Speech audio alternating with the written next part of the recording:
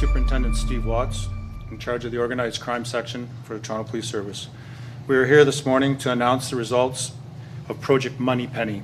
This is an international cross-border firearms trafficking investigation. On display in front of us, there are approximately 80 of the 170 firearms that were seized in Canada and the United States as a result of this investigation.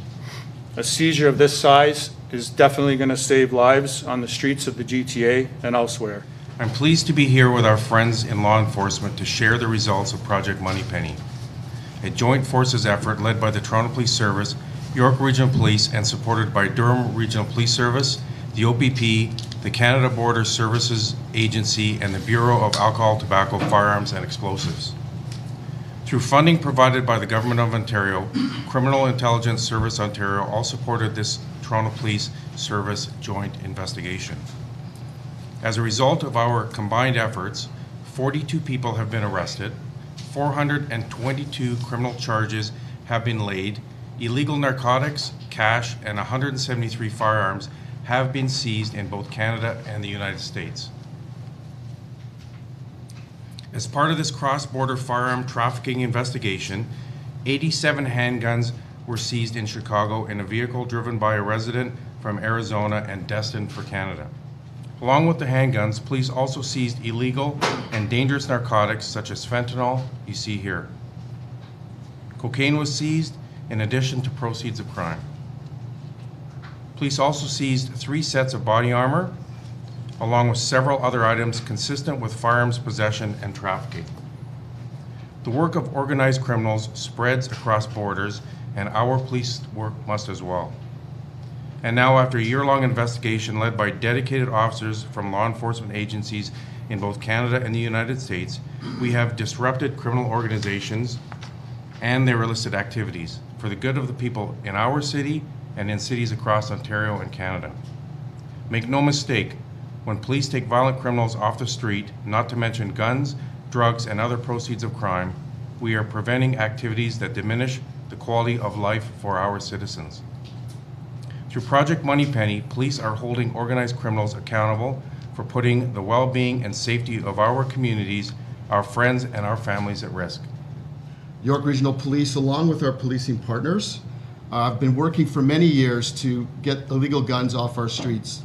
The proliferation of illegal guns in our communities is alarming, and we are all battling the same challenges. Illegal guns coming from the United States.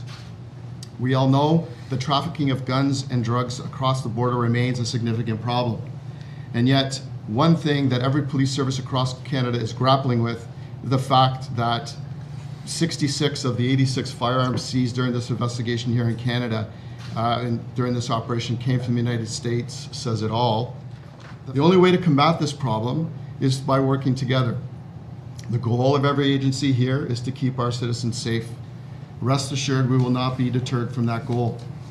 Police services in all jurisdictions are committed to eradicating the malice of organized crime and the gun and drug trafficking they orchestrate.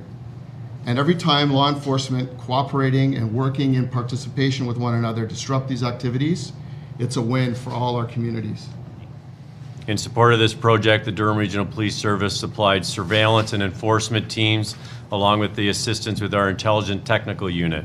They played a significant role in Project Moneypenny in targeting high-level players involved in firearm trafficking. I'm proud and appreciative of all the members for our professionalism and our diligence in helping dismantle this smuggling network. Today, our communities are safer as these guns are taken off our streets. This investigation comes down to collaboration. Collaboration amongst the partners and 2 of our provincially led joint force operations to pursue, disrupt gun smugglers and their associated criminal activities. This investigation shows how guns move across our communities and our borders, impacting the safety of our citizens. Gun-related violence poses grave implications to public safety and cannot be tolerated. This highlights the necessity that law enforcement and its partners work collaboratively to identify and intercept illicit gun trafficking. The networks with an emphasis on cross-border investigations such as this one. The CBSA became involved in this project in June of 2022 when an international border element was identified through our joint forces operation with Toronto Police's Guns and Gangs Task Force. Our intelligence and officers and analysts assessed and provided our partners with border-related information held by the CBSA linked to the illegal movement of firearms across the border. The work CBSA does goes beyond seizures at the border. Our intelligence division specializes in identifying individuals and organizations engaged in cross-border illegal activity, including the illegal movement of firearms and parts. I want to point out that it is important to note that one firearm can be used in multiple crimes, multiple times, so even a single seizure can have a ripple effect. Can you tell us where you believe the guns are originating? I mean, this is guns and gang activity, obviously, but where are these guns coming from exactly, apart from the United States? Well, as you know, the firearms legislation and firearm purchasing legislation is different in the United States than it is Canada. These guns were all, well, they were all be traced to different states and different locations. So a significant volume came from Arizona. So the primary states, Arizona, Florida, Ohio, and as we talk about the corridor along the I-75. And then how are they making their way into the hands of these young people here or criminals here? Just how are they coming across the border? Can you just describe that? Largest undefended border in the world, right? We all know that. So there's a variety of smuggling techniques that are used. Everyone at the head table here, we all know this. They're coming across the border in different manners and different smuggling techniques. Stuff just the sort of, you do a big project, it's a tip of an iceberg, you scoop a whole bunch of weapons, yet there's more coming in between all this, right? What type of legislation would you want to see the federal government put in place, or if any of the officers would want to answer, like, to stop this at the borders?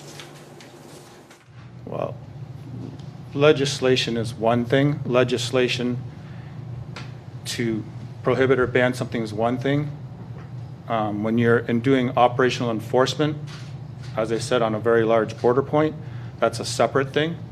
So you can have, significant legislation, but we have all our partners at the table here and our partners in the ATF, and the way we combat this is through the actual excellent, and a lot of times, oftentimes the word collaboration is used, but this was true collaboration with our partners in the ATF in all the states, specifically Arizona, and the CBSA and everyone at the table. So that's the way you operationally and actually deter the flow across. It's not through written legislation.